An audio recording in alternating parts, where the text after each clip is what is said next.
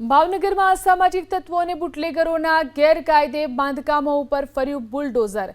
એક મહિલા સહિત 4 શખ્સોના ગેરકાયદે બાંધકામને મહાનગરપાલિકાની ટીમે તોડી પાડ્યું।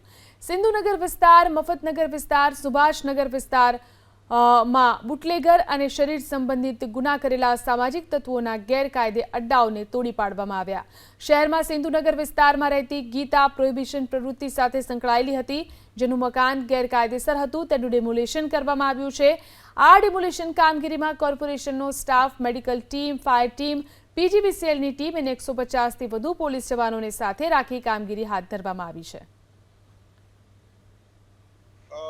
આજે ઘોઘારોલ પોલીસ સ્ટેશનનો જે વિસ્તાર જે છે તેમાં બુટલેગર્સો તથા શરીર સંબંધી જે બી ગુનેગાર જે છે તેના અસામાજિક તત્વો વિરુદ્ધ ડિમોલિશનની ડ્રાઈવ અનુસંધાને માનનીય એસપી સાહેબની સીધી દેખરેખ હેઠળ આજે ડિમોલિશનની કામગીરી હાલમાં ચાલુ છે।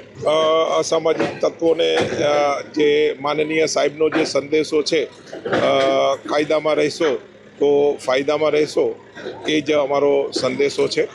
અને હાલમાં આ ડિમોલિશનની કામગીરી જે છે ઘોઘારોલ પોલીસ સ્ટેશનની ચાલુ છે।